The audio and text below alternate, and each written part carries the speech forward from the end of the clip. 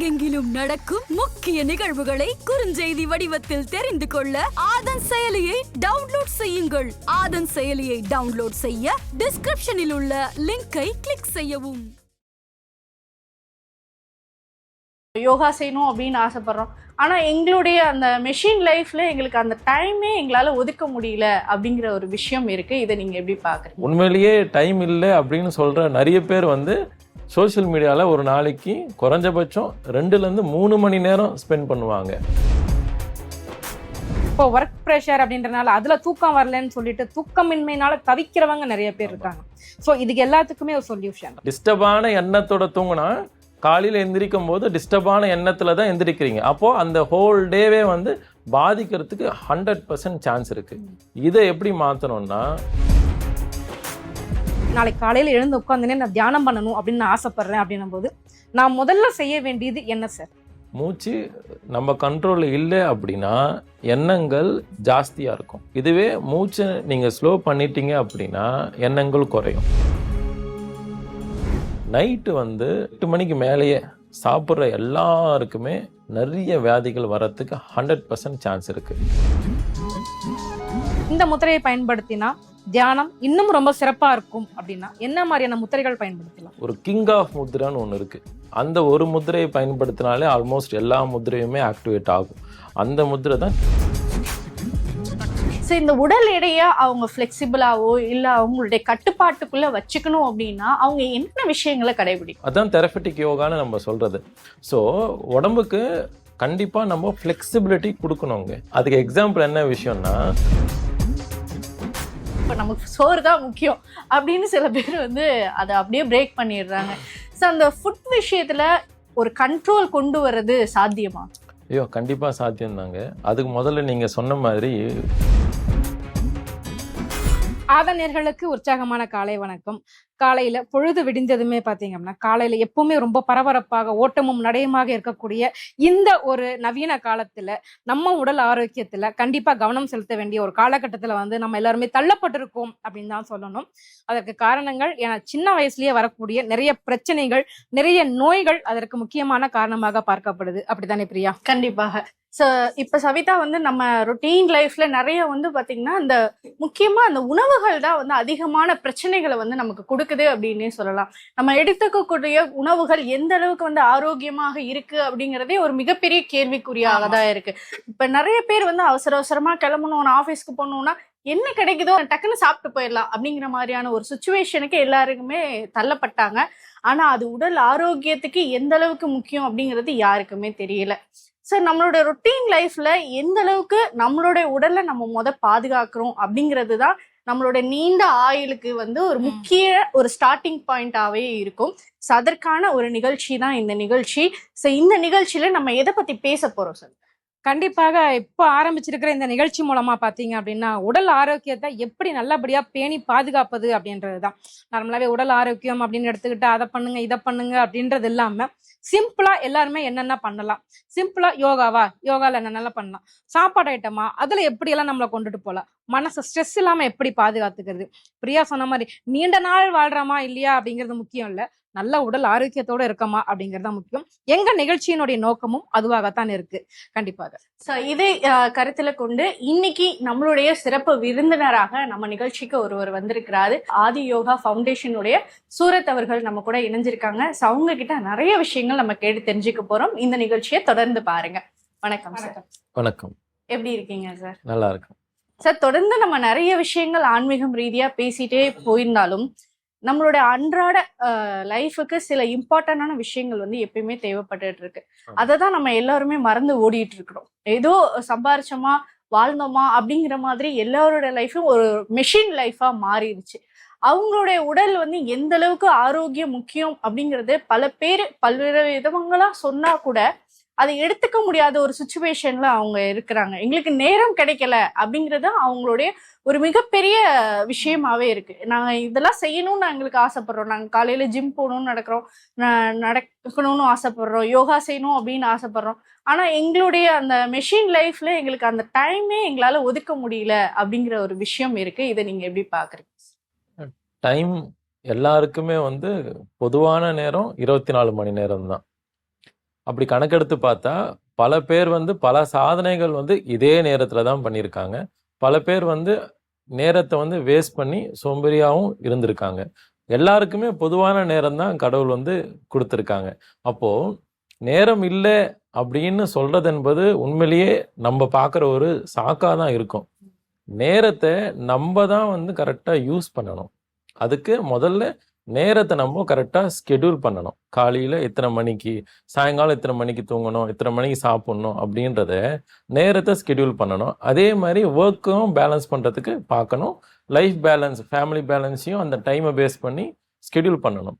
இதை ஸ்கெடியூல் பண்ணாமல் இருக்கும்போது என்ன ஆகும்னா டைம் இல்லைன்னு வாங்க. உண்மையிலேயே டைம் இல்லை அப்படின்னு சொல்கிற நிறைய பேர் வந்து சோஷியல் மீடியாவில் ஒரு நாளைக்கு குறைஞ்சபட்சம் 2லேருந்து 3 மணி நேரம் ஸ்பெண்ட் பண்ணுவாங்க. சும்மா ஜஸ்ட் ரீல்ஸ் பார்க்குறதோ இல்லை வேறு ஏதாச்சும் விஷயங்களை வந்து இப்போ பார்த்துக்கிட்டே இருக்காங்க. அது ரொம்ப சாதாரண விஷயம் ஆயிடுச்சு. அதுவே ஒரு நோய் ஆயிடுச்சு. அதுக்கான ரிசர்ச் போயிட்டுருக்கு, அதுக்கான ஸ்டடீஸும் போயிட்டுருக்கு. அப்போ நேரம் இல்லை அப்படின்றது என்பது உண்மையிலேயே வந்து நம்ம வேணும்ட்டு சொல்கிற ஒரு ரீசன் தான் தவிர நேரம் நம்மளால் கண்டிப்பாக ஒதுக்க முடியும். அதுக்கு எப்படி நம்ம நேரத்தை ஸ்டார்டிங் ஒதுக்கலாம் அப்படின்னு கேட்டால், எர்லி மார்னிங் எந்த அளவுக்கு சீக்கிரமாக எந்திரிக்கிறோமோ அப்போ நம்மளுக்கு நேரம் வந்து ஜாஸ்தியாக இருக்கும். லேட்டாக எந்திரிக்கும் போது 6 மணிக்கு மேலே 5 மணிக்கு மேலே எந்திரிச்சாலே லேட்டு தாங்க. இரவு நேரத்தில் மேக்சிமம் 10 தான். 9 மணி இல்லைன்னா 10 மணிக்கு தூங்கிடணும். ஸோ 10லேருந்து காலையில் ஒரு 3 அல்லது ஒரு 4 மணி வரைக்கும் இந்த டைம் வந்து ஸ்லீப்பிங் டைம் வந்து கண்டிப்பாக ஒதுக்கணும். இதை ஒதுக்கியாச்சுன்னா காலையில் இப்போ 4 மணிக்கு நீங்கள் எந்திரிச்சிங்கன்னு வைங்களேன், அப்போ உங்களுக்கு 2 மணி நேரம் சேவ் ஆகுதுல்ல. காலையில் 6 மணிக்கு எந்திரிக்கிறவங்க பல பேர் இருக்காங்க. 4 மணிக்கு எந்திரிச்சா சேவ் ஆகுது. சரி, இப்போ 2 மணி நேரம் அதில் மைனஸ் ஆகுதுன்னு கேட்பீங்க. பொதுவாக அவங்க எந்த நேரம் தூங்குறாங்கன்னு பார்த்தா 12 மணிக்கு தூங்குவாங்க, இல்லைன்னா 11 மணிக்கு தூங்குவாங்க, இல்லைன்னா 1 மணிக்கு தூங்குறவங்க இருக்காங்க. 1 மணிக்கும் தூக்கம் வரலைன்றவங்களுக்கு 3 மணிக்கு தான் தூக்கம் வரும். அந்த மாதிரி நபர்களும் இருக்காங்க. அப்போது ஸ்லீப் வந்து நம்ம சீக்கிரமாக ஒரு 10 மணிக்கு தூங்கிட்டோம்னா 3 இல்லை 4 மணிக்கு எந்திரிச்சிட்டோம்னா நம்மளுக்கு நேரம் வந்து கிடைக்கும். அப்போ எந்த விஷயத்த அவங்க செய்யணும்னு நினைக்கிறாங்களோ, ஃபார் எக்ஸாம்பிள் பசங்க வந்து படிக்கணும்னு நினைக்கிறாங்க, நல்ல மார்க் எடுக்கணும்னு நினைக்கிறாங்கன்னா எர்லி மார்னிங் பெஸ்ட் டைம். அதே மாதிரி கெரியரில் சாதிக்கணும், நெக்ஸ்ட் ப்ராஜெக்ட் போகணும் அப்படின்னு ஆம்பிஷனாக இருக்கிறவங்க எல்லாருக்குமே கூட காலையில் எந்திரிக்கும் போது பிரெயின் நல்ல வேலை செய்யும். காலையில் ஒரு 4லேருந்து 6 மணிக்கு தூங்குறவங்க இருக்காங்க இல்லையா, அவங்களுக்கு பிரெயின் கம்மியாக தான் வேலை செய்யும். ஆமாம், சோம்பேறி ஆகிறதுக்கு முக்கிய காரணம் வந்து மார்னிங் டைமில் ரொம்ப நேரம் தூங்குறது. 6 மணி இல்லை 7 மணிக்கு வரைக்கும் தூங்குறவங்க இருக்காங்க. ஸ்கூல் வந்து 8 மணிக்கு அப்படின்னா 7 மணிக்கும் எந்திரிச்சிட்டு போகிறவங்க இருக்காங்க. அதே மாதிரி தான் ஆஃபீஸ்க்கும். அப்போது நேரம் நம்ம முதல்ல எப்படி நம்ம ஸ்பெண்ட் பண்ணணும் அப்படின்னு பார்த்தா, எர்லி மார்னிங் எந்திரிச்சாச்சுன்னா நம்மளால் அன்னைக்கு ஃபுல் டே வந்து கண்டிப்பாக ஸ்கெடியூல் பண்ண முடியும். நீங்கள் லைஃப்பில் யாரை ஒரு சாதனையாளர்கள் எடுத்து பார்த்தீங்கன்னா மார்னிங் எந்திரிச்சவங்களா இருப்பாங்க சீக்கிரமாக. ஸோ இதுல நிறைய பேர் வந்து இந்த நொண்டி சாக்கு சொல்றவங்க வந்து என்ன பண்ணுவாங்க அப்படின்னா, நாங்க நைட் ஷிஃப்ட்டுங்க, ஸோ நான் நைட் ஷிஃப்ட் தான் போறேன், நான் நைட்டு தான் வந்து தூங்க முடியும், காலையில வந்து என்னால லேட்டா தான் எந்திரிக்க முடியும். அதுலயும் இப்ப இருக்கிற இளவட்டங்கள் பாத்தீங்க அப்படின்னா நிறைய போன் அடிக்ஷன் அப்படின்னு சொல்லணும். நைட்டு ரொம்ப நேரம் போன் பார்த்துட்டு ரீல்ஸ் பார்த்துட்டு அந்த ரீல்ஸ் முகத்துல தூங்குறவங்க நிறைய பேரு. அதுவும் இல்லாம இப்போ ஒர்க் ப்ரெஷர் அப்படின்றனால அதுல தூக்கம் வரலன்னு சொல்லிட்டு தூக்கமின்மையினால தவிக்கிறவங்க நிறைய பேர் இருக்காங்க. சோ இதுக்கு எல்லாத்துக்குமே ஒரு சொல்யூஷன். ஆமா, ஏதாவது நைட் ஷிஃப்ட் ஒர்க் பண்ணுறவங்களுக்கு அவங்களுக்கு டேல வந்து அப்வியஸ்லி தூங்கி தான் ஆகணும். அவங்கள நம்ம இதில் வந்து பொதுவாக சேர்க்க முடியாது. ஜென்ரல் ஸ்கெடியூலில் இருக்கிறவங்கள தான் நம்ம இதில் பார்க்க முடியும். நீங்கள் கேட்குற மாதிரி மொபைலில் அடிக்டாக இருக்கிறவங்க வந்து அது உண்மையிலேயே ரொம்ப பெரிய நோய் ஆயிடுச்சுங்க. ஸோ அது என்ன ஆகுதுன்னா சைக்கலாஜிக்கலி ஸ்ட்ரெஸ்ஸும் டிப்ரெஷனையும் அதிகமாக்குது ஆக்சுவலி. ஸோ அந்த விஷயத்தை பார்க்கறது நம்ம தானே, மொபைலை பார்க்கறது நம்ம தானே. அப்போது முதல்ல என்ன நான் கெடுக்கக்கூடாதுன்ற எண்ணம் முதல்ல இருக்கணும். இது தூங்க வேண்டிய நேரம், மொபைலை எடுத்து ஓரம் வச்சுடணும் அப்படின்றது ரொம்ப முக்கியம். அப்போ நம்ம மனசு முதல்ல நம்ம கண்ட்ரோலில் வச்சுக்கணும், நம்ம லைஃப்பை நம்ம கண்ட்ரோலில் வச்சுக்கணும். அந்த விஷயம் நம்ம தான் முடிவு பண்ணணும், மொபைலை ஓரம் வச்சிடணும்னு சொல்லிட்டு. சப்போஸ் நீங்கள் ரீலோ இல்லை படமோ ஏதோ ஒன்று பார்க்க ஆரம்பிச்சாச்சு அப்படின்னா தானாகவே உங்களுக்கு அது இன்ட்ரெஸ்டிங்காக இருக்கும். இப்போ ஆக்சுவலி சொல்ல போனால் வில்லேஜ்ல எல்லாம் கிராமத்துல வந்து ஒரு 8 இல்லைன்னா 7 மணிக்கு தூங்குனது உண்டு. ஆனா இப்போ போய் பாருங்க, நிறைய பேர் 11 மணிக்கு தான் தூங்குறாங்க. நான் சொல்றது கிராமத்துல, வெறும் சிட்டில மட்டும் கிடையாது. அதுக்கு காரணமே உண்மையிலேயே மீடியாவுடைய பிளாட்ஃபார்ம் தான். ஸோ என்ன ஆகுதுன்னா ட்ரபுள் வந்து அவங்களுக்கு தெரிய மாட்டேங்குது. நான் வந்து மூவி பார்க்குறேன், இல்லை ரீல்ஸ் பார்க்குறேன், வாட் எவர், இதை பார்த்து தான் நான் வந்து உடம்பை கெடுத்துக்கிறேன்றது அவங்களுக்கு தெரிய மாட்டேங்குது. ஆனால் எல்லியா தூங்கும் போது தான் உடம்பு வந்து ஆரோக்கியமாகவே இருக்கும். ஸோ முதல்ல நம்ம அதை முடிவு பண்ணணும். நான் வந்து நல்லா இருக்கணும் அப்படின்னா தூங்கிடணும் அப்படின்னு சொல்லிட்டு. ஆமாம்.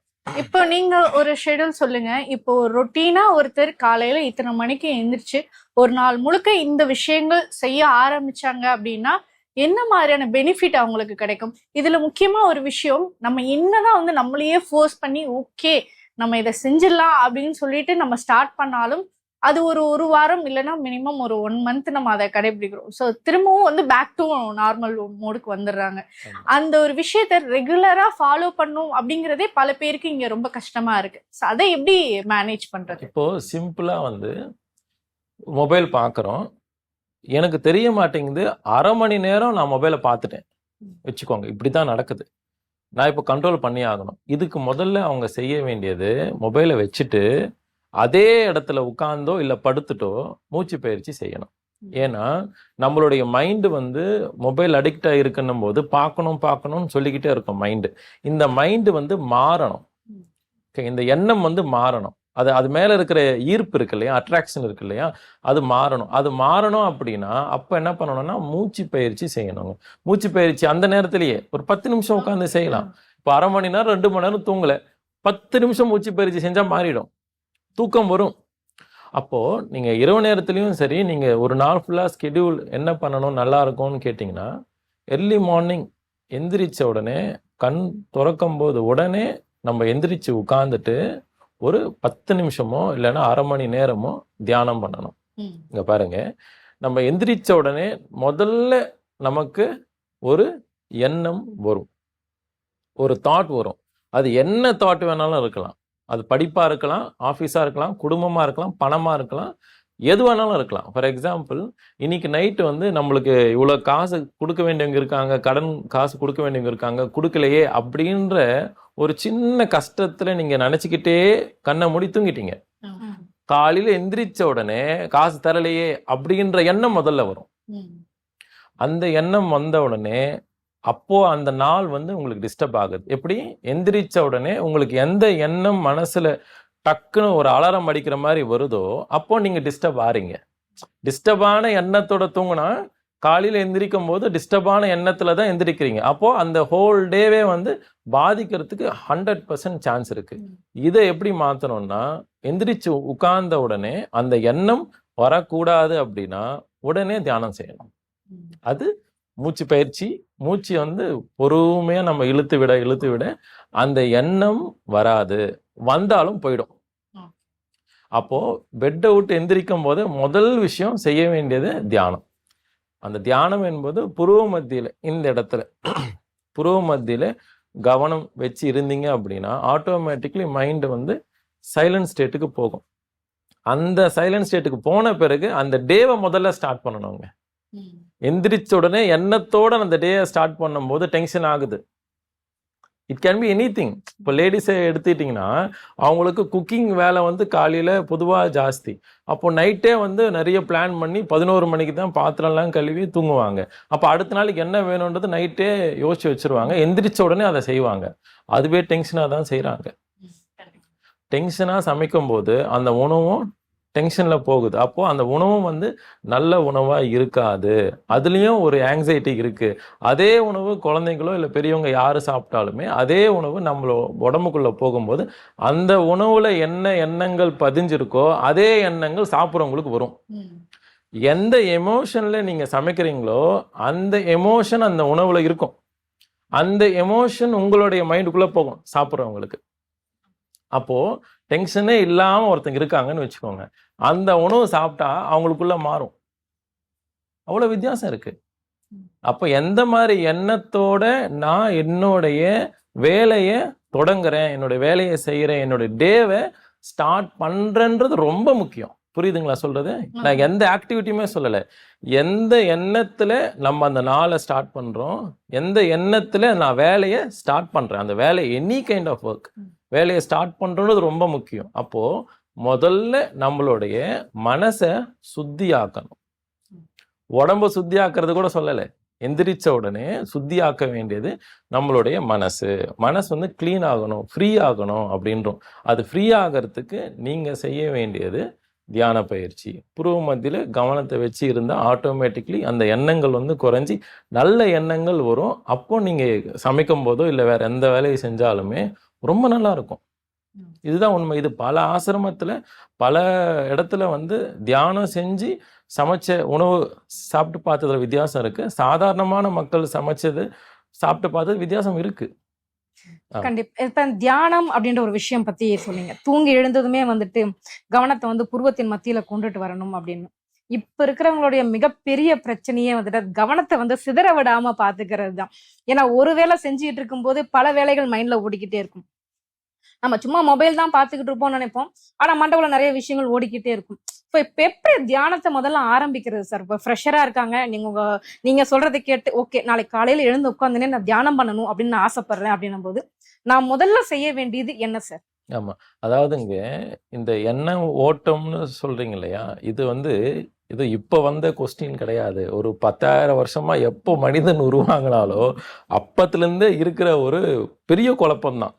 எண்ணங்கள் ஓடுது சார், உட்கார்ந்தாலே முதல்ல எண்ணங்கள் தான் ஓட்டம் ஜாஸ்தியா இருக்கு, நீங்க என்னடானா உட்கார்ந்தா எண்ணங்கள் குறையும்னு சொல்றீங்கன்றது இந்த கொஸ்டின் வந்து பல ஆயிரம் வருஷமா இருக்கு. இப்போ எண்ணங்கள் ஓட்டம் என்பது இயற்கை, அதுவே இயற்கை தான். அந்த இயற்கையை நம்மளால உடனே தடுக்கவே முடியாது.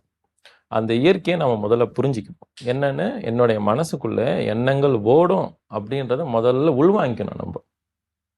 அதுக்கப்புறமா என்ன செய்யணும்னா, அந்த எண்ணங்கள் கூடவே டிராவல் பண்ணணும். எண்ணம் வருதா, ஓகே லெட் இட் பி, வரட்டும், எந்த எண்ணம் வேணாலும் வரட்டும்னு சொல்லி அது கூடவே டிராவல் பண்ணணும். அதை டிராவல் பண்ற முறை எப்படின்னா, பிரெத்தை ரொம்ப ஸ்லோ பண்ணிக்கிட்டே வரணும், மூச்சை ஸ்லோ பண்ணிக்கிட்டே வரணும். மூச்சு நம்ம கண்ட்ரோல் இல்லை அப்படின்னா எண்ணங்கள் ஜாஸ்தியா இருக்கும். இதுவே மூச்சை நீங்க ஸ்லோ பண்ணிட்டீங்க அப்படின்னா எண்ணங்கள் குறையும். இப்போ நெகட்டிவான ஒரு எண்ணம் இருக்கு, ஆங்கரியோ இல்லை வாட் எவர் வச்சுக்கோங்க, அந்த எண்ணம் ஃபுல்லாவே மாறணும்னா மூச்சை நம்ம ஸ்லோ பண்ணணும். மூச்சு பயிற்சி கிடையாது அது. மூச்சு பயிற்சி என்பது இழுத்து விடுறது.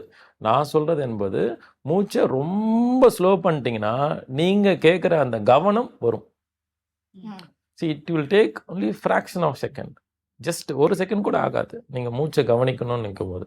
அப்போ மூச்சை கவனிச்சா அந்த எண்ணம் குறையுங்க. இது தானாவே எல்லாருக்குமே நடக்கும். ஓகே. சரி, இப்ப என்னதான் வந்து நம்ம புதுசா தியானம் பண்ண ஸ்டார்ட் பண்ணாலும், யோகா பண்ண ஸ்டார்ட் பண்ணாலும் என்னுடைய உடல் அப்படிங்கிறது ஒத்துழைக்கணும் இல்லையா?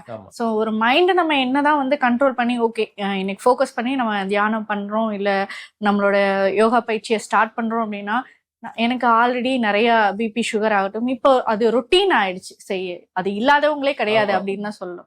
சரி, எல்லாருக்குமே இந்த பிபி சுகர் ஆகட்டும் இல்ல உடல் உபாதைகள் ஆகட்டும் இல்ல எனக்கு இது எதுவுமே பண்ண முடியல அப்படின்னு நினைக்கிறவங்க கூட இந்த யோகா இல்ல தியானத்தை கடைபிடிக்கலாமா? முடியும். அதாவது எப்படின்னா, எவ்வளோ பெரிய நோய் இருந்தாலுமே தியானத்தை கண்டிப்பா கடைபிடிச்சிக்க முடியும். ஆனா இப்போ நீங்க கேட்குற மாதிரி உடம்பு ஒத்துழைக்கணும். ஃபர்ஸ்ட் உடம்பு ஒத்துழைக்கலன்றவங்களுக்கு என்ன பண்ணணும்னா, அப்போ அவங்களுக்கு சில உடற்பயிற்சிகள் செய்யணும். கண்டிப்பா உணவு கட்டுப்பாடு இருக்கணுங்க. நைட்டு வந்து 9 மணிக்கு மேலே இல்லை 8 மணிக்கு மேலேயே சாப்பிட்ற எல்லாருக்குமே நிறைய வியாதிகள் வரத்துக்கு 100% சான்ஸ் இருக்கு. ஏன்னா நைட் 8 மணிக்கு மேலே சாப்பிட்டாலே தானாவே அந்த உணவு வந்து கழிவாகவே உடம்புக்குள்ள தங்கிடும், மலமா கன்வெர்ட் ஆகாது. ஏன்னா தூங்க வேண்டிய நேரம், இந்த உடம்புக்கு தூங்க வேண்டிய நேரம் நம்ம தூங்கலை, ஆனா இந்த உடம்புக்குள்ள இருக்கிற ஆர்கான்ஸோடைய ஸ்கெடியூல் மாறும். இப்போ நம்ம எப்படி ஒரு ஸ்கெடியூல வேலை செய்யறோமோ அந்த மாதிரி இந்த ஆர்கானுக்கு ஒரு ஸ்கெடியூல் இருக்கு.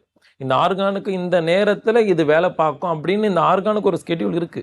இது சித்தா மருந்துலேயே இருக்குது, அக்குபஞ்சர் மருந்துலேயும் இருக்குது. ஸோ அந்த மாதிரி ஒரு ஆர்கானுமே ஒரு ஸ்கெடியூலில் வேலை செய்யுது.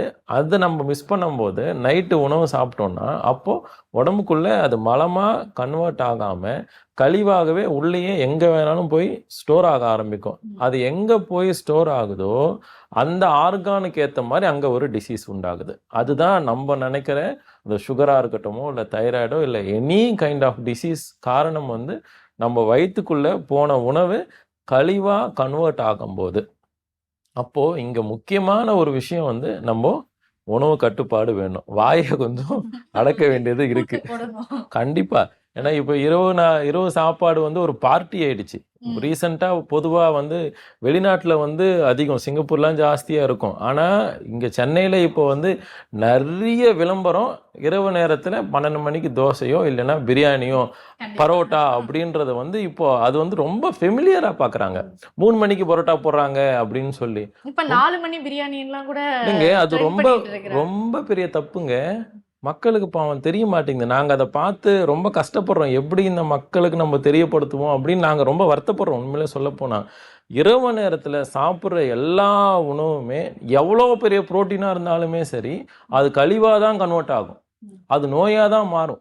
அப்போ உணவு கட்டுப்பாடுக்குள்ளே நீங்கள் வந்துட்டிங்கன்னா முதல்ல உடம்பு வந்து ஆரோக்கியத்துக்கு கொண்டு வர வச்சிட முடியும். அப்போ இரவு நேரத்தில் என்ன பண்ணணும்னா மேக்சிமம் வந்து 6 மணிக்கு சாப்பிட்டு முடிச்சிடணும்.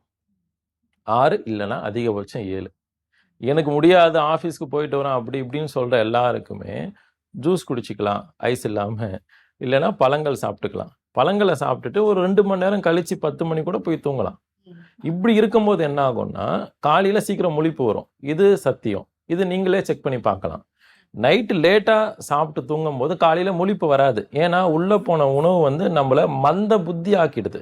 இந்த புத்தி வேலை செய்ய விடாது. அப்போ நம்மளுக்கு காலையில் முழிப்பு சீக்கிரம் வரமாட்டேங்குது. இதுவும் ஒரு காரணம். நைட்டு லேட்டாக சாப்பிட்டு லேட்டாக தூங்கும் போது லேட்டாக எழுந்திரிக்கிற காரணம் உணவு. இதுவே நைட்டு வந்து நாங்கள் நிறைய பேருக்கு இதை கொடுத்துருக்கோம், நிறைய ரிசல்ட் வந்திருக்கு. நைட்டு வெறும் பழங்கள் சாப்பிடும்போது சார் முன்ன மாதிரி எனக்கு தூக்கம் வர மாட்டேங்குது, காலையில் சீக்கிரம் முழிச்சிடுறேன் அப்படின்றாங்க. சாமி அது நல்லதுன்றேன். நைட்டு வந்து இப்போ 3 மணிக்கு மேலே முழிப்பு வந்தால் நல்லதுங்க. 3 மணிக்கு முன்னாடி 1 மணியோ இல்லை 2 மணிக்கோ முழிச்சுட்டு தூக்கம் வரலன்னா அது கெட்டது.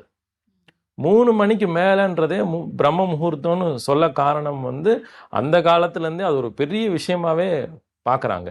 ஏன்னா 3 மணிக்கு என்பது நம்மளுக்கு உண்மையிலேயே வெளிச்சம் வரக்கூடிய நேரம். ஆனால் வெளிச்சம் கண்ணுக்கு தெரியாது. பிரம்ம முகூர்த்தம் நம்மளுடைய மைண்டு நல்ல வேலை செய்கிற நேரம், காஸ்மிக் எனர்ஜி ரிசீவ் பண்ண வேண்டிய டைம் அது. ஸோ அந்த நேரம் முழிக்கிற எல்லாருக்குமே ரொம்ப நல்லது. உடம்பும் நல்லா இருக்கும், அதே மாதிரி உயிரும் நல்லா இருக்கும். ஆமாம். ஸோ ஸ்கெடியூல் பண்ண வேண்டியது இப்படி உணவில் இருக்கு. ஆமாம் சார், கண்டிப்பா. இப்ப தியானம்லாம் சொன்னீங்க, என்ன உணவு கட்டுப்பாடு அப்படின்லாம் சொன்னீங்க. பொதுவாகவே பார்த்தீங்க அப்படின்னா தியானம் பண்ணணும் அப்படின்னா நேராக நிமிர்ந்து உட்காந்துருக்கணும், சமன்கால் போட்டிருக்கணும், சித்தர்கள் யோகிகள் உட்காந்துருக்கிற ஒரு பொசிஷன்ல இருக்கணும். இதுக்குன்னு தனியா பிரத்யேகமான முத்திரைகள் ஏதாவது இருக்குமா சார்? இந்த முத்திரையை பயன்படுத்தினா தியானம் இன்னும் ரொம்ப சிறப்பா இருக்கும் அப்படின்னா என்ன மாதிரியான முத்திரைகள் பயன்படுத்தலாம்? ஆமாம். அதாவது முத்திரைகள் பார்த்தீங்கன்னா 1000 கணக்கான முத்திரைகள் இருக்கு. ஆனால் எல்லாத்துக்கும் ஒரு கிங் ஆஃப் முத்திரைன்னு ஒன்று இருக்கு. அந்த ஒரு முத்திரையை பயன்படுத்தினாலே ஆல்மோஸ்ட் எல்லா முத்திரையுமே ஆக்டிவேட் ஆகும். அந்த முத்திரை தான் சின்முத்திரான்னு சொல்றது. ஆள்காட்டி விரல் வந்து உள்பக்கமாக நல்ல ரவுண்டாக வரணும். அதை தம் ஃபிங்கரால் இப்படி க்ளோஸ் பண்ணியிருக்கணும். இந்த முத்ரா பேர் சின்முத்ரா. சில பேர் இப்படி வச்சு பழகுவாங்க. ஆனால் இது வந்து ஒரு பேசிக்கான பீப்புள் பண்ணுறது. பட் ஹைலி சின்முத்ராவுடைய குவாலிட்டி வந்து பார்த்தீங்கன்னா இதுதான். ஆமாம். இந்த முத்ரா தான் சித்தர்கள், யோகிகள், ஞானிகள் எங்கே வேணாலும் உட்காந்து தவம் பண்ணுற முத்ரா வந்து சின்முத்ரா. இந்த முத்ரால என்ன காரணம்னா இந்த தம் ஃபிங்கர் வந்து நம்மளுடைய மூச்சு சொல்றது, மூக்க சொல்றது, மூச்சை சொல்றது. இந்த ரவுண்டு சர்க்கிள் அப்படின்றத இந்த வாயு, இந்த ஆள்காட்டி விரலும் தம் ஃபிங்கரும் பார்த்தீங்கன்னா வாயு நமக்குள்ளவே ஏங்க வைக்கிற நிலைக்கு கொண்டு போறது இந்த முத்ரா. மூச்சு எவ்வளோக்கு எவ்வளோ வெளியே வருதோ நம்ம எண்ணங்கள் அதிகமாக இருக்கு, எமோஷனல் அதிகமாக இருக்குன்னு அர்த்தம். இதுவே மூச்சோடைய அளவு குறைஞ்சது அப்படின்னா நீங்க கேட்ட மாதிரி அந்த எண்ணங்கள் குறையும். மூச்சோடைய அளவை பேஸ் பண்ணி தான் எண்ணங்களுடைய அழுத்தமும் இருக்கும். அப்போ எண்ணங்களுடைய அழுத்தம் குறையணும்னா மூச்சோடைய அளவு குறையணும். அளவு என்பது ஒரு நிமிஷத்துக்கு ஒரு 2 மூச்சு, 3 மூச்சு, 4 மூச்சு. அப்படி இருக்கும்போது என்ன ஆகும்னா தானாகவே இந்த செல்ஃப் கண்ட்ரோல் வந்து நமக்கு வர ஆரம்பிக்கும். அந்த விஷயம் வந்து இந்த முத்ரால கிடைக்குது. இது 2மே ஜாயின் பண்ணும்போது. அதனால இந்த முத்ரா வந்து எந்திரிச்ச உடனே உட்காரலாம், இல்லைன்னா தூங்குறதுக்கு முன்னாடி இந்த முத்ரால உட்காந்துட்டு ஒரு 10 நிமிஷம் தியானம் பண்ணிட்டு தூங்கிட்டீங்க அப்படின்னா காலையில் எந்திரிச்சுனே நீங்கள் தியானம் பண்ணுறதுக்கு ஈஸியாகிருக்கும். ஓகே. ஸோ இப்போ ரொட்டீன் லைஃப்ல வந்து பாத்தீங்கன்னா எல்லாரையுமே எடுத்துக்கிட்டோம் அப்படின்னா அவங்களோட பிஎம்ஐ அப்படின்னு நம்ம செக் பண்ணும்போது அவங்களுடைய ஏஜுக்கு ஏற்ற வெயிட் இருக்கா அப்படிங்கிறதுக்கு வந்து கிடையவே கிடையாது. ஸோ எல்லாருமே அந்த பிஎம்ஐ லெவல் வந்து ரொம்ப அதிகமாக தான் இருக்காங்க. ஸோ இதுக்காக தான் ஒவ்வொருத்தரும் ஜிம்முக்கு போகிறதாகட்டும், காலையில் நடைப்பயிற்சி ஆகட்டும், இல்லை யோகாசனம் செய்கிறதாகட்டும், இதை தான் எல்லாருமே ஃபாலோ பண்ணணும் அப்படின்னு நினைக்கிறாங்க. என்னால் ஜிம்முக்கு வந்து போக முடியல, ஸோ அதற்கான காசு வந்து என்னால் கொடுக்க முடியல அப்படின்னு ஒரு தரப்பு இருப்பாங்க. சரி, என்னால் காலையில் எனக்கு மூட்டு வலிக்குதுப்பா, வாக்கிங்லாம் போக முடியல அப்படின்னு ஒருத்தர் இருப்பாங்க. என்னுடைய உடம்பு வந்து எனக்கு யோகா செய்யறதுக்கு ஒத்துழைக்கல, இதெல்லாம் வந்து ஸ்டார்டிங்ல இருந்தே பண்ணியிருக்கணும் அப்படின்னு ஒரு சிலர் இருப்பாங்க. ஸோ இந்த உடல் எடையை அவங்க ஃப்ளெக்சிபிளாவோ இல்லை அவங்களுடைய கட்டுப்பாட்டுக்குள்ள வச்சுக்கணும் அப்படின்னா அவங்க என்னென்ன விஷயங்களை கடைபிடிக்கணும்? அதாவது யோகா ஆசனங்களையே வந்து ரொம்ப பேசிக்கான பயிற்சி இருக்குங்க. ஒரு 80 வயசு ஆட்கள் எந்திரிச்சு நடக்கவே முடியலன்னு வச்சுக்கோங்களேன், அவங்களால கூட யோகாசனம் செய்ய முடியும். பெட்லேயே படுத்துட்டு செய்யலாம். நாங்கள் அப்படி பண்ண வைக்கிறோம். அதுதான் தெரபெட்டிக் யோகான்னு நம்ம சொல்கிறது. ஸோ உடம்புக்கு கண்டிப்பாக நம்ம ஃப்ளெக்சிபிலிட்டி கொடுக்கணுங்க. எந்த அளவுக்கு நம்ம ஃப்ளெக்சிபிலிட்டி வந்து மசில்ஸுக்குன்னு இல்லை, போன்ஸுக்கு மெயினாக. ஏன்னா நீ பெயின் அப்படின்னு நீங்கள் சொல்கிறீங்க, அப்போது நம்மளுக்கு போன்ஸ் வந்து ஃப்ளெக்சிபிள் ஆகணும். அப்போ எல்லா ஆசனங்களுமே செய்ய முடியலனாலும் ஒரு பிகினர்ஸ் லெவல் ஆஃப் ஆசனங்கள் இருக்குது. அந்த பயிற்சிகள் வந்து கண்டிப்பாக செய்ய முடியும். ஓகே, சோ அதுல ஏதாவது ஒரு 2-3 ஆசனங்களுடைய பெயர்கள். இப்போ நீங்கள் கேட்ட மாதிரி இந்த ஏஜ் அப்படின்றத பேஸ் பண்ணி ஏஜுக்கு ஏற்ற மாதிரி வந்து உடம்பு இருக்க மாட்டேங்குது அப்படின்றது, அது இப்போ வந்து நிறைய கம்பேரிசனே வந்துடுச்சு இல்லையா?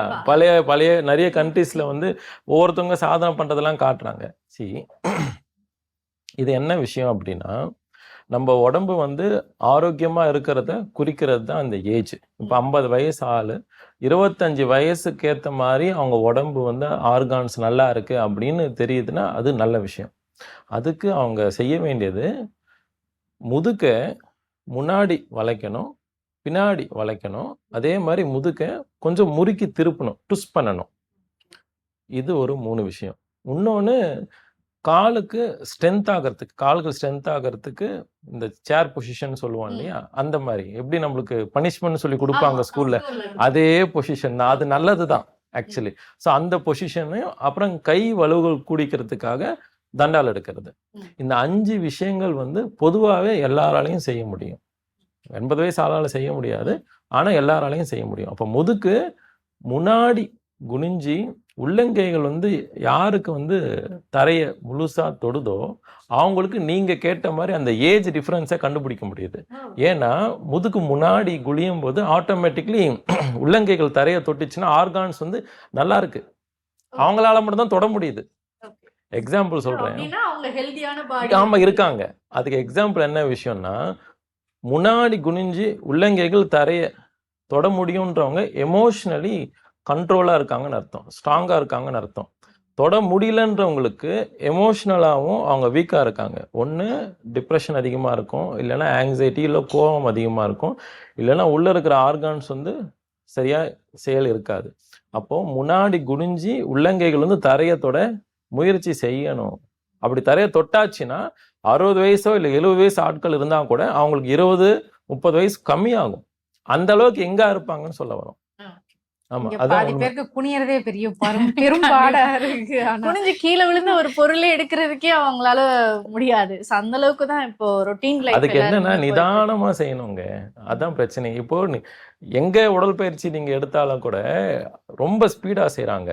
நம்ம நிறைய பேருக்கு பிராக்டிஸ் கொடுக்குறோம், நிறைய இடத்துல பயிற்சி பண்ணிட்டு வராங்க. வந்த உடனே டக் டக் டக் டக்குன்னு ஸ்பீடா பண்றாங்க. அப்படி செய்யக்கூடாது. இப்போ அதனால தான் நிறைய ஜிம்லேயும் நிறைய ப்ராப்ளம் வருது, இறந்து போகிறதுக்கு காரணம்.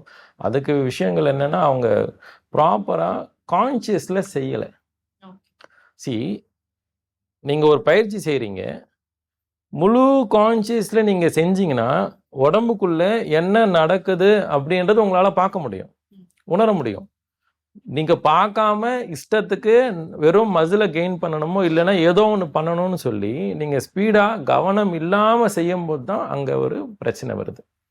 அப்போ முதல்ல நீங்க கான்சியஸா இருக்கணும். கான்சியஸா இருக்கணும்னா நீங்க பொறுமையா இருக்கணும். சாதிக்கணும்னு நினைக்காதீங்க முதல்ல, அவ்வளவுதான், வேற ஒன்றும் இல்லை. நான் எதையோ பண்ணி உடனே நான் அப்படிதான் நம்ம கிட்ட சில லேடிஸ் வரும்போது என்னன்னா, சார் எனக்கு 6 மாசத்துல கல்யாணம் இருக்கு, நான் ஒரு 10 கிலோ குறைக்கணும் அப்படின்னு ஸ்பீடா வருவாங்க. 1 மாசம் செய்வாங்க, அடுத்த மாசமே வரமாட்டாங்க. கேட்டாக்க எனக்கு வேலை ஜாஸ்தி ஆயிடுச்சு அப்படி இப்படின்னு போயிடுறாங்க. கன்சிஸ்டன்ட் கிடையாது. அப்போ நான் என்ன சொல்றேன்னா, நீங்க பொறுமையா இருங்க. இப்போ அப்படிதான் நினைக்கிறாங்க, 1 மாசத்துலயே 3 கிலோ 5 கிலோ 10 கிலோ குறைக்க முடியுமா அப்படின்னு கேட்க வராங்க. ரொம்ப பெரிய தவறுங்க. அப்படி செய்யற எல்லாருக்கும் நான் உண்மையிலேயே சொல்ல வரேன், மரணம் சீக்கிரமா வரும். எந்த அளவுக்கு நீங்க சீக்கிரமா உடம்ப குறைக்கணும்னு நினைக்கிறீங்களோ அந்த அளவு சீக்கிரமா சாவு வரும். அப்படி செய்யக்கூடாது. ஏன்னா இப்போ புரிஞ்சுக்கோங்க, நம்ம ஒரு வெயிட்ல நீங்க இருக்கீங்க, கிராஜுவலா வெயிட் ஏறிச்சா இல்லைன்னா ஸ்பீடா வெயிட் ஏறிச்சா உங்களுக்கு உடம்புக்கு? கிராஜுவலா ஏறிச்சு இல்லை. எந்த கிராஜுவலா ஏறி இருக்கோ அதே கிராஜுவலா குறைச்சிங்கன்னா உடம்பு நல்லா இருக்கு. ஸ்பீடா குறைக்கும் போது என்ன ஆகும்னா, ஆர்கான்ஸும் பிளட்டோடைய சர்க்குலேஷனும் ரொம்ப ஸ்பீடா வேலை பார்க்கும், டென்ஷன் ஆகும். அந்த டென்ஷன் அதிகமாச்சுன்னா ஹார்ட் ப்ராப்ளம் வருது, ஹார்ட் அட்டாக் வருது. This is the problem. So blood circulation வந்து பம்ப் அதிகமாகிடுச்சுன்னா ஹார்ட்டுக்கு பிரச்சனை வரும். அப்போ நம்ம பொறுமையாக இருக்கணும். உடற்பயிற்சி செஞ்சு ஆரோக்கியமாக இருக்கணும்னு நினைக்கிற எல்லாருக்குமே முதல்ல பொறுமையாக இருங்க. அதுக்கப்புறமா அந்த கன்சிஸ்டன்ட் எப்படி உங்களோட கேள்வி வந்து ரெகுலராக இருக்க மாட்டேங்குதுன்னு சொல்கிறீங்க. ரொனால்டோவை எல்லாருக்கும் ரொம்ப பிரபலமான ஒரு நபர் தெரியும். ரொனால்டோவை கேட்குறாங்க, உங்களை மாதிரி நாங்கள் சாதிக்கணும் அப்படின்னு நிறைய பேர் கேள்வி கேட்டிருக்காங்க. அவர் பெருசாக பதில் சொல்லலை. ஆனால் ஒரு இன்டர்வியூவில் சொல்லியிருக்காரு, நேராக சொல்லிட்டாரு, நான் இப்போ பதில் சொல்கிறேன், உங்களுக்கு கோவம் வரும் ஆனால் கோவப்படாதீங்கன்னு, உங்களால் என்ன மாதிரி ஆக முடியாதுன்ட்டார். ஏன் அப்படி சொல்கிறீங்க அப்படின்னு கேட்டால், இப்போது உங்களுக்கு ஜிம்முக்கு போகணும்னு இருக்குது, டெய்லி ஜிம்முக்கு போவீங்களா நீங்கள் கேட்குறாரு அவர். இல்லை, ஆனால் ஆசை இருக்குது. அவர் என்ன சொல்கிறாருன்னா, ஜிம்முக்கு போகணும், ஆனால் கூட உங்களுக்கு பிடிக்கலனாலும் நீங்கள் போகணும். அதுதான் கன்சிஸ்டன்ட், அதுதான் டிசிப்ளின். முதல்ல செல்ஃப் டிசிப்ளின் இருக்கணும். அந்த டிசிப்ளின் இருந்தால் தான் சாதனையே. அவர் என்ன சொல்கிறாருன்னா, டிசிப்ளின் இல்லைன்னா உங்களால் எதையுமே செய்ய முடியாதுன்றாரு. அப்போ நீங்கள் என்ன மாதிரி ஆகணும்னு பார்க்க வேண்டாம், முதல்ல நீங்கள் சுய ஒழுக்கத்தோடு இருங்க. நீங்கள் ரிப்பீட்டேட்டிவான விஷயத்த நீங்கள் செஞ்சுக்கிட்டே இருந்தீங்கன்னா அது ரிசல்ட் கொடுக்கும். அது உங்களை சாதனையால் ஆக்குமே தவிர மற்றபடி வேறு எதுவும் கிடையாது. ஸோ அதுக்கு பொறுமை ரொம்ப முக்கியம். கண்டிப்பா. இப்ப நீங்க சொன்ன மாதிரி உண்மையிலே நிறைய விஷயங்கள் வந்து என் கூட பகிர்ந்துக்கிட்டீங்க. குறிப்பாக அந்த பொறுமை அப்படிங்கிற விஷயம் இன்றைய காலகட்டத்துல யாருக்குமே இல்லை அப்படின்னு தான் சொல்லணும். உடனே நடக்கணும், வேற ஃபாஸ்ட் ஃபுட் அப்படின்னு தானே வச்சிருக்காங்க. ரொம்ப வேகமா நடக்கணும், எல்லாமே வேகமா செய்யணும் அப்படின்றனால இப்போ உண்மையிலுமே நீங்க சொன்ன ஒரு விஷயம் வந்துட்டு நல்லா உரைச்சிது. என்னன்னா, உடம்பை எவ்வளவு சீக்கிரம் குறைக்கணும்னு நினைக்கிறோமோ அது அவ்வளோக்கு அவ்வளோ ஆபத்து அப்படின்ற மாதிரி சொன்னீங்க. இந்த யோகாலயுமே பாத்தீங்க அப்படின்னா இன்னைக்கே செய்யணும். காலையில எந்திரிக்கணும், காலையில உடனே மூச்சு பயிற்சி பண்ணணும், உடனே நான் சூரிய நமஸ்காரம் பண்ணணும், நாளைக்கே நான் சிக்கன் சிம்பரனா ஆயிடணும். இதுதான் வந்து பல பேருடைய கனவா வந்து இருக்கு அப்படின்னும் போது, ஸோ கிராஜுவலா குறைக்கணும், ஒரு பொறுமை வேணும், ஒரு நிதானம் வேணும், ஒரு அமைதி வேணும் அப்படின்றத சொன்னீங்க. இது எல்லாத்துக்கும் மூல காரணம் தியானம் அப்படின்னு சொன்னீங்க. தியானம் பண்ணும்போது மூச்சு பயிற்சி சொன்னீங்க. சிம்பிளா எப்படி மூச்சு பயிற்சி செய்யறது, அதுக்கான முத்திரைகள் ஏதாவது இருக்கா, ஒரு ஏதாவது செஞ்சு காட்ட முடியுமா எங்களுக்காக? இந்த சின்முத்ரான்னு சொல்றோம் இல்லையா, அதுவே வந்து இருக்குல்லையே பெரிய பவர்ஃபுல்லான முத்ராங்க. இதுக்கு முதல்ல இந்த சீக்கிரமா பண்ணணும்னு நினைக்கிற விஷயங்களுக்கு அதுக்கு ஒன்னே ஒன்று நம்ம ஃபாலோ பண்ண வேண்டியது என்னன்னா, ஆம்பிஷன் எடுத்து பக்கத்துல வச்சிருங்க. எப்போ நீங்கள் ஆம்பிஷனை பக்கத்தில் வச்சுட்டீங்களோ அன்றைக்கி உங்களுக்கு தியானம் வந்துடும், யோகா வந்துடும். நீங்கள் ஜிம்முக்கு போனாலும் நல்ல உடம்பை வந்து பாடி பில்டை டெவலப் பண்ண முடியும், நல்லா அழகாக முடியும், அழகாக வச்சுக்க முடியும். அதுக்கு நான் முதல்ல சாதிக்கணும்னு நினைக்கக்கூடாது, அதான் மெயின். நான் என்ன செய்யணும்னா, என்னுடைய வாழ்க்கையை நான் விரும்பி ரசித்து ஒரு நிமிஷமே ரொம்ப லவ்வோடு இருக்கணும், ரொம்ப என்ஜாய் பண்ணி இருக்கணும். அப்படி இருந்தால் தியானமும் வரும், உடற்பயிற்சியும் வரும், ஆசனங்களும் வரும், நிம்மதியாகவும் இருக்கலாம். அப்போது லவ்வோட நம்மளுடைய வாழ்க்கையை முதல்ல இருக்கணுங்க. இவங்க தான் லவ்வோடையே இல்லையே. என்ன சின்ன வயசுலேருந்தே படிப்பை விரும்பி படின்னு சொல்கிறது கிடையாது, மார்க்குக்காக படின்னு தானே சொல்கிறாங்க. அதே மாதிரி தான் ஆஃபீஸ்க்கு போகும்போது என்ன ஆகுதுன்னா, இந்த இது பண்ணால் அவார்டு கிடைச்சிரும், அந்த அவார்டுக்காக நான் இதை பண்ண போகிறேன் அப்படின்னு நினைக்கிறாங்க. அப்போ என்ன ஆகும், எல்லாத்தையுமே பீட் பண்ணணும்னு சொல்லி ஆம்பிஷனாக தான் அங்கே ஓட ஆரம்பிக்கிறாங்க. அங்கே லவ் இல்லை. அப்போ ஒர்க் லைஃப்லேயும் லவ் கிடையாது, படிப்பு விஷயத்துலையும் லவ் இல்லை.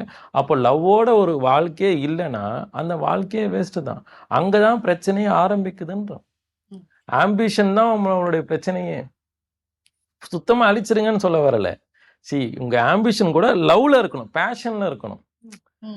when you do the work with more passionate, இப்போ ஒரு தோசை மாஸ்டர் அவர் ரொம்ப என்ஜாய் பண்ணி தோசை வந்து போறாருன்னு வச்சுக்கோங்களேன், நல்லா வரும். இதுவே அவங்களுடைய முதலாளியை வந்து திட்டிக்கிட்டே அந்த தோசையை ஊத்திட்டாங்க அப்படின்னா தோசை வராது. நீங்க எந்த உணவு சமைச்சாலுமே வராது. அப்போ மனநிலை வந்து முக்கியம். மனநிலை முக்கியம்னா நீங்க முதல்ல விரும்பி செய்யணும்.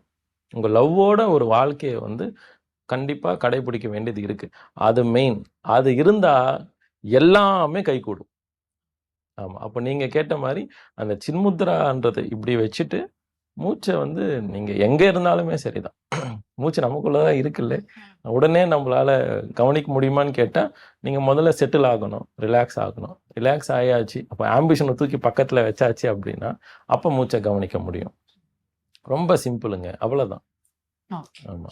ஸோ அதே மாதிரி நம்மளோட ஒரு குவாட் என்ன அப்படின்னு பாத்தீங்கன்னா, ஆசையே துன்பத்திற்கு காரணம் அப்படின்னு ஒரு விஷயம் இருக்கு. அது உணவுக்கு எனக்கு தெரிஞ்சு சரியாக பொருந்தும் அப்படின்னு நினைக்கிறேன். நம்ம எவ்வளவோ விஷயங்கள் ஃபுட்டு வந்து ஸோ இது டேஸ்டா இருக்கு, இது நல்லா சாப்பிடலாம், இருக்கிறது ஒரு லைஃப், நமக்கு பிடிச்சதை சாப்பிட்டு போயிடலாம் அப்படின்னு சொல்லிட்டு இங்க பல பேர் வந்து அதை ரொம்ப ஈஸியா கேஷுவலா வந்து எடுத்துக்கிறாங்க. ஸோ அப்படி இருக்கிற போது வந்து நம்ம என்ன விஷயங்கள் சாப்பிடணும், ஸோ எதுக்காக நம்மளோட பாடியை வந்து ஹெல்த்தியா வச்சுக்கணும், ஸோ எதுக்காக நம்மளோட அந்த ஃபுட் கண்ட்ரோல் இருக்கணும் அப்படிங்கிறது ரொம்ப முக்கியமாக இருக்குல்ல. ஸோ எல்லாருக்குமே எனக்கு அது சாப்பிடணும்னு ஆசையா இருக்கு, ஆனா நான் ரொம்ப கண்ட்ரோல் பண்ணி இருக்கு, அது வந்து ஒரு 2 நாளைக்கு தான், ஸோ 3வது நாள் சரி விடு, ஓ நமக்கு சோறு தான் முக்கியம் அப்படின்னு சில பேர் வந்து அதை அப்படியே பிரேக் பண்ணிடுறாங்க. ஸோ அந்த ஃபுட் விஷயத்துல ஒரு கண்ட்ரோல் கொண்டு வர்றது சாத்தியமா? ஐயோ, கண்டிப்பா சாத்தியம் தாங்க. அதுக்கு முதல்ல நீங்க சொன்ன மாதிரி வாழ்க்கையே ஒரு வாழ்க்கை தான் இருக்கு அப்படின்னு சொல்றோம். அது இல்ல. அந்த விஷயம் புரிஞ்சுக்கிட்டா மேபி ஓரளவுக்கு பொறுமை வரும்னு நினைக்கிறேன். மேபி கொஞ்சம் அதை நம்ம தெரியப்படுத்தலாம். உங்களுக்கு தெரிஞ்சோ இல்லை நமக்கு தெரிஞ்சோ என்ன சொல்றாங்க, ஒரு வாழ்க்கை தான் இருக்கு அப்படின்னு சொல்லி. ஒரு வாழ்க்கையில் நிறைய ஜென்மங்கள் தான் நம்ம வாழ்ந்துட்டு இருக்கோம். அது எப்படின்னா, இப்போ நம்ம தூங்கிட்டோம்னு வச்சுக்கோங்க, நம்மளுக்கு காலையில் எத்தனை மணிக்கு முழிப்போம்னு தெரியுமா கரெக்டாக? இப்போ நம்ம இன்னைக்கு நைட்டு தூங்கிட்டோம், காலையில் எத்தனை மணிக்கு நான் முழிச்சிருவேன் அப்படின்னு உங்களால் சொல்ல முடியுமா? முடியாதுல்ல. அதே மாதிரி தான் மரணமும் திடீர்னு வரும். தூக்கம் 6 மணி நேரம் அப்படின்னா மரணம் 1 வருஷமோ 10 வருஷமோ 30 வருஷமோ ஏன் 100 வருஷம் கூட. அதுக்கப்புறம் கண்ணை திறந்து பார்த்தா வேற ஒரு உருவத்தில் வேற ஒரு ரூபத்தில் இருக்கும். தூக்கமும் மரணமும் ரெண்டுமே ஒன்று. என்ன, இதோடைய ஹவர்ஸ் கம்மி, அதோடைய டியூரேஷன் ஜாஸ்தி. ஆமாம். அப்போ முதல்ல ஒரு ஜென்மம் தான் இருக்குன்னு சொல்லி இதே ஜென்மத்தில் எல்லாமே பண்ணணும்னு நினைக்காதீங்க. அது நம்ம உண்மையை சீக்கிரமாக அழிக்கிற மாதிரி ஆகும்.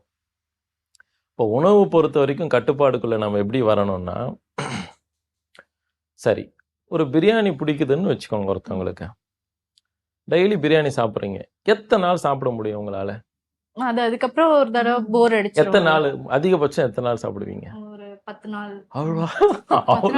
அவ்வளோ நாள் சாப்பிட்றீங்களா? எதிர்பார்க்கல. சரி, பிரியாணி கடை வச்சிருக்கிறவங்கள போய் கேளுங்க, பிரியாணி சமைக்கிறவங்களோ இல்லைன்னா பிரியாணி பார்சல் போட்டு தராங்க இல்லையா, அவங்கள போய் கேட்டு ஏன் அவங்க சாப்பிட மாட்டாங்க? அந்த ஒரு ஆசை வந்து வெறுத்துறோம்ல. ஏன்னா அவங்க அதுலயே ஊறி இருக்கிறதால அந்த ஸ்மெல்லே அவங்களுக்கு வந்து போதும்னு ஆகி சலிச்சிடும். இன்னும் சொல்ல போனா நீங்க நல்லா அவங்கள போய் கேள்வி கேட்டீங்கன்னா எனக்கு பிடிக்கலன்னு வாங்க. ஆமா, உண்மையிலேயே அது எங்கேயோ ஒரு இடத்துல ஒரு ஏரியாவில் வந்து கிட்டத்தட்ட 50 வெரைட்டி ஆஃப் நான்வெஜ் வந்து ஒரு ஹோட்டலில் சமைக்கிறாங்களாம், ரொம்ப ஃபெமிலியரா. அந்த அம்மாவை போய் இன்டர்வியூ எடுத்தாங்க. சாமி நீங்கள் என்ன சாப்பிடுவீங்கன்னு கேட்டால் நான் தயிர் சாதம் சாப்பிட்றேன் இப்படிதான் சொல்லியிருக்காங்க. அப்போ என்னாச்சு, 50 உணவுமே அவங்க தான் சமைக்கிறாங்க தினைக்குமே. வெறுத்துச்சுல்ல. அந்த மாதிரி எந்த உணவு நம்ம ரெகுலராக சாப்பிட்டுட்டே வருமோ கண்டிப்பாக வெறுத்துரும். அப்போ இந்த விஷயத்த நம்ம புரிஞ்சுக்கணும்னு சொல்லி நம்ம டெய்லி சாப்பிடுங்கன்னு சொல்ல வரலை, உங்களுடைய சுவைக்கேற்ற மாதிரி சாப்பிடணும். நாக்கு வந்து ஒரு சுவை கேட்கும். காரம் சாப்பிடணும்னு தோணுச்சுன்னா காரம் சாப்பிடுங்க. ஒரு லிமிட் தாண்டிச்சுன்னா வேணான்னு தோணுதுல உடனே கட் பண்ணிடணும். ஸோ சுவை நம்மளுடைய நாக்கு எந்த டேஸ்ட் கேட்குதோ அந்த டேஸ்ட். இப்போ ஃபார் எக்ஸாம்பிள் உடனே எனக்கு பீஸா கேட்குதுன்னு நீங்கள் கேட்குறீங்கன்னு வச்சுக்கோங்க. பீஸா டேஸ்ட் கிடையாதே. பீஸா டேஸ்டா? எதெல்லாம் டேஸ்ட்டு? ஸ்வீட்டு, காரம், இனிப்பு, புளிப்பு, கசப்பு, இதுதானே டேஸ்ட்டு. பீஸான்றது டேஸ்ட்ல வருதா? இல்லை. பீஸாவில் என்ன ஆட் பண்ணுறாங்களோ, ஃபார் எக்ஸாம்பிள் ஸ்பைசியாக இருக்கிற ஒரு பீஸா நீங்கள் ஆர்டர் பண்ணீங்கன்னா அப்போ அது ஸ்பைசி. அப்போ பர்கர் அப்படின்னு எடுத்தாலும் சரி அப்படிதான். அப்போ டேஸ்ட் என்ன நாக்கு கேட்குதோ அந்த டேஸ்ட்டுக்கு வந்து நம்ம சாப்பிடணும். அதை சாப்பிட்டோம்னா நம்மளால செல்ஃப் கண்ட்ரோல் இருக்க முடியும். ஆமாம், இல்லைன்னா முடியாது. ஏன்னா இப்போ சாப்பிடலன்னு வச்சுக்கோங்க. ஃபார் எக்ஸாம்பிள் உங்களுக்கு பக்கோடா சாப்பிடணும்னு தோணுது. ஏன் பக்கோடா சாப்பிடணும்னு தோணும்னா பல்லுக்கு வந்து கடிச்சு சாப்பிடணும்னு தோணும். இதுதான் சென்ஸ்.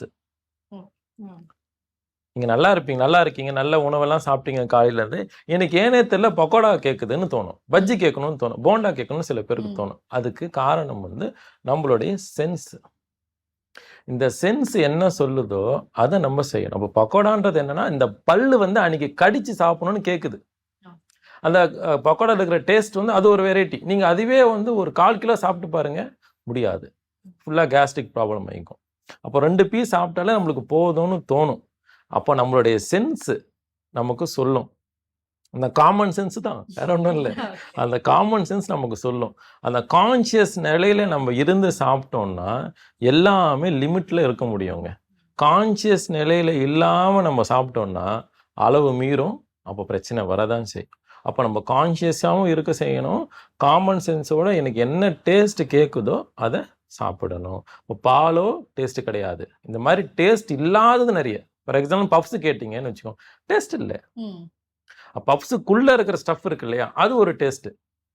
அந்த டேஸ்ட்டுக்காக நம்ம பப்ஸை ஃபுல்லாக சாப்பிட்றோம். பப்ஸ் நல்லதில்லை. ஆனால் இந்த மாதிரி நிறைய விஷயங்கள் இருக்குது. அப்போ டேஸ்ட்டுக்கு ஏற்ற மாதிரி நம்ம சாப்பிட்டோம்னா மேக்ஸிமம் நம்மளால செல்ஃப் கண்ட்ரோல் இருக்க முடியும். சார், நிறைய விஷயங்கள் நம்மளுடைய வாழ்க்கையில ரொட்டீன் லைஃப், நம்ம காலையில எந்திரிக்கிறோம் அப்படின்னா அந்த ஒரு லைஃப் நமக்கு எப்படி போகணும் அப்படிங்கிறத ஃபர்ஸ்ட் நம்ம தான் டிசைட் பண்ணணும்.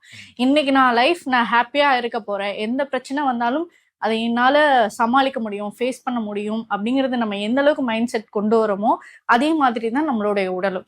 ஸோ நம்மளுடைய உடல் எந்த அளவுக்கு நம்ம பராமரிக்கிறோமோ அந்த மாதிரியான ஒரு விஷயங்களை தான் நம்ம செய்ய முடியும் அப்படிங்கிறது. ஸோ இந்த ஒரு நேர்காணல்ல மக்களுக்கும் சரி எங்களுக்கும் சரி நிறைய பயனுள்ள தகவல்கள் இந்த ஒரு நேர்காணல்ல எங்களுக்காக கொடுத்திருந்தீங்க. மிக்க நன்றி.